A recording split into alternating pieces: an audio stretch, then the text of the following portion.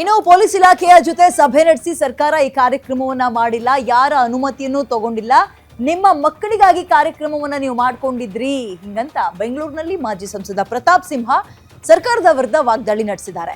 5 police ಅಧಿಕಾರಿಗಳ ಅಮಾನತನ್ನ ಮಾಡಿದಿರಲ್ಲ, ಖಂಡಿಸ್ತೀವಿ ನಾವು ಇದನ್ನ. ಮ್ಯಾಚ್ ಆದ ದಿನ ರಾತ್ರಿ ಎಲ್ಲ ಅಭಿಮಾನಿಗಳು ಬೆಂಗಳೂರಿನಲ್ಲೇ ಇದ್ರು. ರಾತ್ರಿ ಎಲ್ಲ ಪೊಲೀಸರು ಕಣ್ಣಿಗೆ ಎಣ್ಣೆ ಬಿಟ್ಕೊಂಡು ಇಡೀ ನಗರದಲ್ಲಿ ಕಾನೂನು ಸುವ್ಯವಸ್ಥೆಯನ್ನ ಕಾಪಾಡ್ಕೊಂಡ್ರು. ಆ ರಾತ್ರಿ ಯಾವುದೇ ಅವಘಡ ಆಗದೆ ಇರೋ ರೀತಿಯಲ್ಲಿ ಪೊಲೀಸರು ನೋಡ್ಕೊಂಡ್ರು. ಅವರ ಕಾರ್ಯಕ್ಕೆ ಕಾಂಗ್ರೆಸ್ ಸರ್ಕಾರ ಮೆಚ್ಚುಗೆ ಸೂಚಿಸಬೇಕಿತ್ತು. ಬಟ್ ನೀವೇನ್ ಮಾಡಿದ್ರಿ? ಟ್ವೀಟ್ ಮಾಡಿ ಸೆಲೆಬ್ರೇಷನ್ ಇದೆ ಬನ್ನಿ ಅಂತ ಆಹ್ವಾನ ಮಾಡ್ತೀರಿ.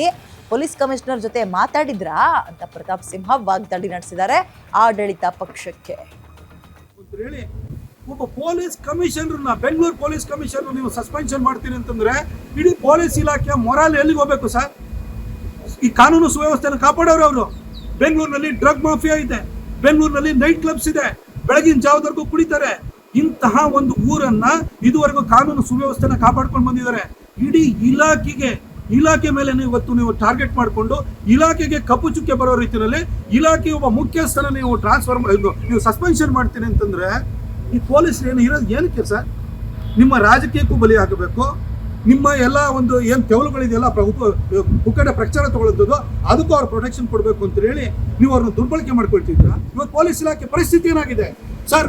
ನಿಮ್ಮ MLAಗಳಿರ್ಬೋದು, ನಿಮ್ಮ ಮಂತ್ರಿಗಳಿರ್ಬೋದು, ಮಿನಿಟ್ ತಗೊಳ್ದಲೆ ನಾನು ಕಾಸು ತಗೊಳ್ದಲೆ ಮಿನಿಟ್ ಕೊಡ್ತೀನಿ ಅಂತ ಹೇಳೋದು ಒಬ್ಬನು ತೋರಿಸ್ಬಿಡಿ ಸರ್ ಅವರನ್ನ. ನಿಮ್ಮ ಇಲಾಖೆ ಇವತ್ತು ಪೊಲೀಸ್ ಇಲಾಖೆ ಯಾವ ರೀತಿ ಇವತ್ತು ಕಷ್ಟಕ್ಕೆ ಒಳಗಾಗಿದೆ ಅಂತಂದ್ರೆ ಒಬ್ಬ ಸಾಮಾನ್ಯ ಅಧಿಕಾರಿನೂ ಕೂಡ ಇವತ್ತು ಅವನಿಗೆ ಕಾಸು ಕೊಡದಲೆ ಅವನಿಗೆ ಟ್ರಾನ್ಸ್ಫರ್ ಆಗಲ್ಲ. ಇಂಥ ಒಂದು ಪರಿಸ್ಥಿತಿ ಇದೆ ಇದು. ಇವತ್ತು ಪೊಲೀಸ್ ಇಲಾಖೆನ ಎಲ್ಲ ರೀತಿಯಲ್ಲೂ ಕೂಡ ನೀವು ಅವ್ರನ್ನ ಸಂಕಷ್ಟಕ್ಕೆ